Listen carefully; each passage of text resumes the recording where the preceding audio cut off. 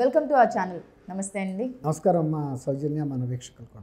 వైకాపా ప్రభుత్వం ఉన్నంతసేపు ఏ విషయం మాట్లాడాలన్నా సరే ముఖ్యమంత్రి కన్నా ముఖ్యంగా ముందుకు వచ్చేది సజ్జల రామకృష్ణారెడ్డి. కానీ ఎన్నికలు అయిపోయి రిజల్ట్స్ వచ్చేసి కూటమి ప్రభుత్వం ప్రమాణ స్వీకారం అయిపోయి కూటమి ప్రభుత్వం వచ్చిన తర్వాత ఆయన అసలు కనపడకుండా పోయారు. ఏటేళ్ళు పోయారో కూడా తెలియదు. కానీ ఇప్పుడు నిన్న జరిగిన 75 వైఎస్ఆర్ రాజశేఖర రెడ్డి 75వ జయంతికి ఆయన వచ్చారు. వచ్చిన తర్వాత ఆయన మాట్లాడడం స్టార్ట్ చేశారు. ఏమని, ప్రజల తీర్పుని మేము స్వాగతిస్తున్నామంటున్నారు. ఓ పక్కన అది మాట్లాడుతూనే కొన్ని తీవ్రమైన వ్యాఖ్యలు కూడా చేశారు. అంటే ఇప్పుడు చంద్రబాబు నాయుడు గారు ఇచ్చిన ఏవైతే హామీలు ఉన్నాయో అవన్నీ అసాధ్యమని, చేయలేమని చెప్తున్నారని ఆయన కొన్ని వింత వ్యాఖ్యలు అయితే చేశారు. దాని గురించి ఏం చెప్తారు? అవునమ్మా, నేను కూడా విచిత్రంగా అనిపించింది. సజ్జల రామకృష్ణారెడ్డి గారు అసలు మళ్ళీ వైఎస్ఆర్సీపీ తరపున జీవితకాలంలో వచ్చి కూడా మాట్లాడతాడనేది నేను అనుకోలేదు. ఎందుకు అనుకోలేదంటే, ఆయన ఇంత పోరాట పటిమతో మాట్లాడిన ఆఖరి మాటలు నేను విన్నాను. రేపు పొద్దున్నే కౌంటింగ్ మొదలవుతుందనగా ఏజెంట్ల గురించి రేపు అక్కడ ఎవరిని పంపాలన్నప్పుడు మేము వీరులు లాంటి వ్యక్తులు కావాలి మాకు, అంతేగాని పిరికి పందలు మాకు అక్కర్లేదు. ప్రభుత్వ అధికారులు చెప్పే నిబంధనలకి గంగిరెద్దుల్లాగా తల ఊపి వాటిని ఒప్పుకునేవాళ్ళు కాదు. అక్కడ పోరాటం చేసి అధికారుల మీద తిరగబడి ఓట్లు ప్రతిపక్షానికి వచ్చినా వాటిని మన వైపుకి తిప్పగలిగిన సమర్థులైతేనే మీరు ముందుకు రండి, నేను దానికి నాయకత్వం వహిస్తాను, మీ అందరికీ అందుబాటులో ఉంటాను, మీరు వెళ్ళి కౌంటింగ్ కేంద్రాల్లో యుద్ధం చేయండి, మీ వెనకాల నేనుంటాను, చివరి వరకు కూడా మనం ఈ పోరాటం చేసి గెలుపు సాధిద్దామని చెప్పాడు. బాగుంది. ఆ రోజు రాత్రి విన్నాం మనం ఇవన్నీ. తెల్లారి వీర సైనికులు అంటే ఈయన క్యాండిడేట్స్, ఓటింగ్ ఏజెంట్లు అందరూ అక్కడికి వెళ్ళిపోయారు ఈయన మాట నమ్మి. వెళ్ళిన తర్వాత మరి అక్కడ ఏ బాక్స్ ఓపెన్ చేసినా తెలుగుదేశం కూటమి ప్రభుత్వానికే వచ్చేసినాయి. అసలు ఏది నొక్కినా వేలకు వేలు అయ్యి వస్తున్నాయి, డబుల్ డిజిట్స్లో అయ్యి వస్తున్నాయి. అసలు ఏం కళ్ళు నలుపు చూసినా కూడా కరెక్ట్గానే చూపిస్తున్నాయి అయ్యి. సరే, మన సజ్జల రామకృష్ణారెడ్డి గారు ఏమన్నా ఉపాయం చెబుతాడేమోనని ఆయనకి ఫోన్ చేస్తే వాళ్ళు నివ్వెరపోయారు, ఫోన్ ఎత్తట్లా. అలబాయి చేశారు, ఫోన్ అందుబాటులో లేదు. మనకి చెప్పి యుద్ధానికి పంపిన వ్యక్తి అసలు అక్కడ లేడేంటి, కోటలో ఉండాలి కదా ఆర్గనైజ్ చేయటానికి. మనిషి లేడు అందుబాటులో. అసలు ఓడియామా గెలిచామా తర్వాత కనీసం నైతికంగా మనం పంపిన వాళ్ళని మళ్ళీ సేఫ్గా ఇళ్ళకి వచ్చే వాళ్ళ గుండెలు పగలొద్దు కదా. అక్కడేమో గుండెలు పగిలే రిజల్ట్స్ వస్తున్నాయి. ఎక్కడ ఒక్క సీట్లో గెలిచే పరిస్థితి లేదు. ఇక్కడ శ్రీకాకుళంలో మొదలు పెడితే అనంతపూర్ రాక స్వీప్. ఆయన సొంత జిల్లాలో కూడా 2-3 సీట్లకు మించి గెలవలేకపోయాడు ఆయన. అది బాగా 100కి 100 వస్తాయి అనుకున్నారు. నెల్లూరు, ప్రకాశం జిల్లాల్లో కూడా మంచి గతంలో ఊపేసింది కదా. అప్పుడు వాళ్ళు ఫోన్ చేసి ఏడుపులు పెడబొబ్బలు, ఏమైపోయింది, ఇట్లా జరుగుతుంది, అసలు రామకృష్ణారెడ్డి గారు ఏడికి ఆయన ఉంటే మాకు ధైర్యం చెబుతాడు, మాకు మార్గదర్శనం చేస్తాడని. ఇప్పుడు మనం నైతికంగా ఎవరినన్నా యుద్ధంలోకి దింపి పంపినప్పుడు కత్తిచ్చి అతను సేఫ్గా యుద్ధం చేయడానికి కావాల్సిన సలహా సంప్రదింపులు మద్దతు మనం ఇవ్వాలి. ఆడెళ్ళిపోయి యుద్ధంలో ఆడిని నరికి చంపుతుంటే అవతల జనం మనం పారిపోతే అది నాయకుడి లక్షణమా? నాయకుడి లక్షణమా అది? ఇప్పుడు మన జరిగింది అదే. వీళ్ళని నమ్ముకుని ముందుకెళ్తే వాళ్ళు అబాస్పాలు అయిపోయారు. తర్వాత వీళ్ళని నమ్ముకుని మేము జనాలకు వ్యతిరేకంగా మాట్లాడితే ఊళ్ళల్లో ఇవాళ మాకు తలెత్తుకోలేని పరిస్థితి. మళ్ళీ ఇవాళ వచ్చాడు ఆయన సెంట్రల్ ఆఫీస్ నివాళులు అర్పిస్తానికి. అవును, అక్కడ కూడా వెళ్ళినట్టున్నాడుగా. ఇడుపులపై కూడా ఇప్పుడు మనం సిద్ధంగా ఉంటాం ప్రజల పక్షాన్ని పోరాటానికి అని చెబుతున్నాడు. ఇప్పటికప్పుడు అమలు చేయటం చంద్రబాబు నాయుడే ఒక రకంగా తప్పించుకుని వెళ్ళిపోతున్నాడు. మనం ఆయన్ని పట్టుకుని నిలదీసి మాట్లాడాలని. ఇవాళ ఇసుక విధానం మరి ప్రకటించాడు. ఓపెన్గా ప్రజలకి ఎక్కువ మందికి లబ్ధి చేకూరే ఇసుక విధానాన్ని ఫ్రీగా ఇస్తున్నాడు. ఇవాళ ఎందుకు మాట్లాడలేదు నువ్వు? అందులో ఎంత డబ్బులు తింటున్నాడో చెప్పాలి కదా. ఇప్పుడు చంద్రబాబు నాయుడు అవినీతి పరుడు అంటున్నావు. ప్రజలకు సహకారం చేయటానికి కాదు, ప్రజలకు లబ్ధి చేయటానికి కాదు. మీరు ఇసుకని రకరకాల ఏజెన్సీలు, పెద్ద పెద్ద కార్పొరేట్లను తెచ్చి అమ్మారు. అవి అందుబాటులో లేక అసలు ప్రజలు కొనే పరిస్థితి లేక దండం పెట్టేశారు. మా వల్ల కాదు, మేము ఇళ్ళు కట్టుకోలేము, ఇక ఇంతకన్నా అని. తర్వాత పని దొరకనాళ్ళు ఇక్కడ అన్నా క్యాంటీన్ కూడా లేక, కనీసం 5 రూపాయలతో కడుపు నింపుకునే పరిస్థితి కూడా లేక ఇతర రాష్ట్రాలకి వలసబాట పట్టి వెళ్ళిపోయి పిల్లల్ని ఇక్కడ బతకమన్నారు. మీరు ఏదో చేసుకుని నేను అక్కడ ఏదో పనిచేసి కొంత పంపిస్తూ ఉంటానని ఇన్నాళ్ళ నుంచి అదే జరిగింది. ఇప్పుడు ఇసుక విధానం ఫ్రీ అవుతుందని చెప్పిన తర్వాత ఈ ఇళ్ళందరూ చెప్పారు భర్తలకి. వాళ్ళు రేపు అందరికి సెల్ ఫోన్లు ఉన్నాయి కదమ్మా, లేదు లేదు మీరు అక్కడ ఉండక్కర్లేదు, వచ్చేసేయండి, ఇసుక ఫ్రీ చేశారు, అందరికీ అందుబాటులోకి వచ్చింది. ఇవాళ నుంచి ఫోర్స్లో కూడా వచ్చినప్పుడు నిన్న మరి ఆయన చెప్పుండాల్సింది, చంద్రబాబు నాయుడు ఎంత దుర్బుద్ధి ఉంది ఇందులో ఎంత అవినీతి స్కెచ్ చేశాడు. గతంలో ఇచ్చినప్పుడే 10,000 కోట్లు తిన్నాడన్నారు, ఈసారి ఎన్ని లక్షల కోట్లు తినడానికి స్కెచ్ చేశాడో చెప్పాలి కదా. మరి ఇవన్నీ చెప్పకుండా మనం అమలు చేయలేని హామీలు ఇవ్వటం జగన్మోహన్ రెడ్డికి అలవాట్లేదని 2019లో ఇచ్చిన హామీల్లో ఏమి నెరవేర్చారు? ఫస్ట్ మీరేం చెప్పారు? ఆడబడుచుల తాళిబొట్లు తెగనివ్వము, సారా మేము 4 సంవత్సరాల్లో సంపూర్ణ మద్య నిషేధం చేశారా? సంవత్సరానికి 60,000 కోట్ల రూపాయల లావాదేవీలు జరిగే స్థితికి తీసుకెళ్లారు. దాన్ని ఆర్థిక సంస్థలకి బ్యాంకులకి చూపించి ఆదాయాన్ని అదొక నికర ఆదాయంలాగా దాని మీద అప్పులు కూడా తెచ్చుకున్నారు 20 ఏళ్లకి, రాబోయే 20 ఏళ్లకి.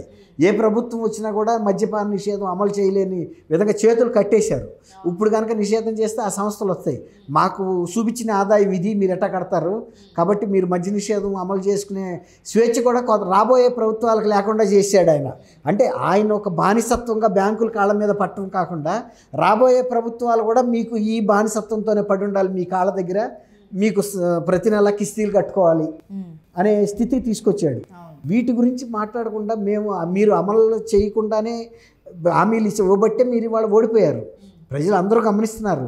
మీరు ఆ రోజు మేము గెలిస్తే చాలు అనుకునే ఉద్దేశం మీద అమలు కాని హామీలు ఇచ్చారు. అందుకే మీరు అమలు కావని తెలిసే వాటి జోలికి వెళ్ళాలి, అమలు చేసే ప్రయత్నం మీరు చేయలే. మీరు చేసిందల్లా ఏంటంటే ఏ పథకాన్ని కూడా, ఆఖరికి ఇసుకను కూడా మీరు తినేశారు, లిక్కర్లో డబ్బులంతా తాగేశారు మీరే. కాబట్టి ఎక్కడ ప్రజలకి ఈరోజు చంద్రబాబు నాయుడు గారు అమలు కాని హామీలు ఇచ్చి మోసం చేశారు, అందులో సక్సెస్ అయ్యారు చంద్రబాబు నాయుడు గారు అని చెప్పి ఈయన అంటున్నారు. ఆయన సక్సెస్ అయ్యాడా లేదా అనేది ఇప్పుడే మొదలైపోయింది కదా పరిపాలన. ఆయన ఏదైతే హామీలు ఇచ్చాడో హామీలన్నీ అమలులోకి మొట్టమొదటి రోజు నుంచి జరుగుతూనే ఉన్నాయి కదా. ఏది తప్పించుకుని వెళ్ళే పరిస్థితి ఎక్కడుంది? ఇసుక విధానం గురించి చెప్పాడు, లిక్కర్ విధానం గురించి కూడా చెప్పాడు. ముందు చీప్ బ్రాండ్స్ అన్ని బుల్డోజర్లు పెట్టి మరి తొక్కిచ్చేశారు కదా. అవి తాగొద్దు, పోతే పోయింది డబ్బు, ప్రభుత్వ డబ్బు అది. వీళ్ళు డిస్టిలరీస్కి పే చేశారు ప్రభుత్వ సొమ్ము. కానీ మనం డబ్బులు పెట్టి కొన్నాం కదా అని విషం తాగుతామా? విషం పారబోసింది బెటరు, లేకపోతే భూమిలో పాతేసింది బెటరు. మనం 1000 రూపాయలు పెట్టి లీటర్ కొనుక్కొచ్చాం, 1/2 లీటర్ కొనుక్కొస్తే అది ఏమన్నా తాగే వస్తువా? అందుకనే వాళ్ళు బుల్డోజర్లు పెట్టి ఎంత నిర్దాక్షిణ్యంగా పగలగొట్టేశారు. ఏ బిడ్డ తాగినా కూడా, ఏ కుటుంబ సభ్యుడు తాగినా మన కుటుంబ సభ్యుడికి ఎంత ప్రాధాన్యత ఉందో వాళ్ళు అట్లాంటి మనుషులే కదా. మనకి సొంత డబ్బులు జేబులో పడితే చాలు, ఆడేమైనా పోయినా పర్లేదని అంటలేదు కదా. మీ టైంలో మరి అన్నీ ప్రొక్యూర్ చేసి పెట్టారు. ఎందుకు? కొండలుగా ఎక్కడికైనా పోతాయేమోనని. ఎందుకంటే మీకు కిక్ బ్యాక్స్ రావాలి డిస్టిలరీస్ నుంచి. తర్వాత వీటిని కొన్నది 20 రూపాయలకి అయితే 60 రూపాయలకి అమ్మారు మీరు. వీళ్ళు బ్రాండెడ్ లిక్కర్స్ని తీసుకొచ్చేసారు, అప్పుడే దిగేసినాయి. అట్లా ఆయన సజ్జల రామకృష్ణారెడ్డి గారు జగన్మోహన్ రెడ్డితో ఇంతకాలం ప్రయాణించి ఇంకా కూడా జగన్మోహన్ రెడ్డి గారు వీరుడు సూర్యుడు అంటున్నాడంటే ఇక ఆయనకి ఎంత దాసుడైపోయాడో మనకు అర్థమవుతుంది. గతంలో ఒక పాత్రికేయుడిగా ఉన్నాడు, రామోజీరావు గారి దగ్గర సెలెక్ట్ అయిన వ్యక్తి అతను. రామోజీరావు గారు మాకు ఎప్పుడైనా ఒకటే చెప్పాడు, ఇప్పుడు చెబుతున్నాను నేను ఇవాళ ఆన్లైన్లో ఉండి, ఎప్పుడైనా సరే ప్రజల పక్షాన్ని నిలవమన్నాడు. పాత్రికేయులుగా మేము ఇచ్చే జీతాలు తీసుకు బతకటమే కాదు, ఎప్పుడైనా సరే మీరు ప్రజల పక్షాన, న్యాయం పక్షాన ఉండమన్నాడు. ఆయన ఎన్ని ప్రభుత్వాలు, కాంగ్రెస్ ఎంత బలంగా ఉన్న రోజున కూడా, ఇందిరాగాంధీ డిక్టేటర్గా ఉన్న రోజున కూడా ఆయన ఇందిరాగాంధీ విధానాలను వ్యతిరేకించాడు. ఎప్పుడైనా ప్రజల పక్షాన పోరాడే పార్టీల తరపున నిలబడ్డాడు. అట్లాంటిది వాళ్ళ సజ్జల రామకృష్ణారెడ్డి గారు అలాంటి వ్యవస్థలో ఎంపిక అయిన వ్యక్తి ఇవాళ వెళ్ళి జగన్మోహన్ రెడ్డి గారు లాంటి పక్కా అవినీతి పరుడు వెనకాల ఆయనకి చెప్పులు మోస్తున్నాడు, సద్దీలు మోస్తున్నాడు అంటే ఆయనకి ఏమన్నా వ్యక్తిత్వం ఉందనుకోవాలా? జగన్మోహన్ రెడ్డి గారు అంటే నాకేం వ్యక్తిగతంగా లేదు, కానీ ఆయన చేసిన పరిపాలన, నేను ఆంధ్రప్రదేశ్లో ఒక పౌరుడిగా అక్కడ నాకు పొలాలు ఉన్నాయి, ఇల్లు ఉంది, అక్కడ పుట్టి పెరిగినాడు కాబట్టి చూస్తున్నాం. ఇళ్ళకి వెళ్ళినప్పుడల్లా ఇవాళ ఎంత పండగ చేసుకుంటున్నారు అందరూ. అట్లాంటి వ్యక్తిని ఈయన ఇంకా కూడా పొగట్టం ఇవన్నీ చేస్తున్నాడంటే, అదేంటి ఆయన కుల మతాలకి రాజకీయాలతో పని లేకుండా పరిపాలన చేశారని ఆయన అంటున్నారు. 50 మందిలో ఆ సామాజిక వర్గం వాళ్ళే ఎక్కువ ఉన్నారు కదా, కనీసం 45 మంది అన్న వాళ్ళే ఉన్నారు కదా. ఎందుకు ఆయన ప్రజలు నా ఎస్సీలు, నా బీసీలు అన్నాడు కానీ చంపిందే వాళ్ళని. వాళ్ళు చూడలేదా వాళ్ళ అన్నదమ్ముల్ని చంపటం, వాళ్ళ కుటుంబ సభ్యులను చంపటం? ఆయనకి సామాజిక వర్గం లేదని ఎట్లా చెబుతారు? ఆయన పులివెందుల నుంచి ఎందుకు పోటీ చేశాడు? అక్కడ ఆ సామాజిక వర్గం ఉన్నారు కాబట్టి నేను ఎంత ప్రజా వ్యతిరేకంగా పరిపాలించినా కులం కాపాడుతుందని. అదే ఇవాళ లోకేష్ గారు మంగళగిరిలో పోటీ చేశాడు. అక్కడ ఏ సామాజిక వర్గం బలమైన సామాజిక వర్గం తెలీదా? ఆయనకి అది అక్కర్లా. నేను ప్రజలకు దగ్గరగా ఉంటాను, నాలో కల్మషం లేదు, నాకు అందరూ సమానులే, అందుకని అక్కడ నుంచి పోటీ చేశాడు. ఎంత టఫ్ నియోజకవర్గం ఉండి అదే ఎంపిక చేసుకుంటా అని మొదటిసారి ఓడిపోయినా కూడా మళ్ళీ అదే నియోజకవర్గంలో తన పరపతిని పెంచుకుని ప్రజలతో అనుబంధాన్ని పెంచుకుని నేను మీ కుటుంబ సభ్యుడిగా అన్ని కష్ట నష్టాల్లో మీతో ఉంటానని ఒక విశ్వాసం పాదుగొలిపాడు. వాళ్ళతో మంచి మెజార్టీతో గెలిచాడు. అదే మరి నువ్వు ఈ కోస్తా జిల్లాకు వచ్చి నువ్వు పోటీ చేయగలవా? నీ తాత తండ్రుల నుంచి అక్కడ మీరంటే ఒక భయమో భక్తో ఉండబట్టి అదే నియోజకవర్గాన్ని ఎంపిక చేసుకున్నాడు. నువ్వు ముఖ్యమంత్రిగా రాష్ట్రాన్ని అంతటిని సమదృష్టితో పరిపాలిస్తే నువ్వు ఏ శ్రీకాకుళం నుంచో విశాఖపట్నం నుంచో పోటీ చేయొచ్చు కదా. నీ తల్లి విశాఖపట్నం వచ్చి పోటీ చేసింది, గెలవగలిగిందా? ఆమె రాజశేఖర రెడ్డి గారు భార్య అయినా నీకు తల్లి అయినా నిన్ను చూసి భయపడి ఆమె ఓడించారు. నువ్వు ఇక్కడ భూ కబ్జాలు చేస్తావని వాళ్ళు ముందే గ్రహించారు. ఆయన ధర్మాన ప్రసాదరావు గారు గతంలోనే రాజశేఖర రెడ్డి గారు ప్రభుత్వంలో ఒక సీనియర్ మంత్రిగా ఉండి మంచి ఒక మేధావిగా పేరున్న వ్యక్తి, అందరి పట్ల సంభావంతో ఉండే పరిపాలనా దక్షుడు అన్న పేరున్న వ్యక్తి కూడా చెప్పాడు, సుబ్బారెడ్డి అని ఒకటి కడప నుంచి వస్తే నేను తన్ని పంపించాను, ఇక్కడ భూ కబ్జాలకు వచ్చారని. తర్వాత వీళ్ళు చేసిన తప్పుడు నిర్ణయాలన్నీ ఇవాళ అందరూ కూడా చెబుతున్నారు కదా. ఇదే సజ్జల రామకృష్ణారెడ్డి మమ్మల్ని అర్ధరాత్రి రాక కూడా ఇంటర్వ్యూ ఇవ్వలేదు, ఐఏఎస్ ఆఫీసరు, వీళ్ళ కోసం పడిగాపులు కాశానని కడియం ఎక్స్ఎమ్మెల్యే రాజా అతను ఓడిపోయాడు మొన్న.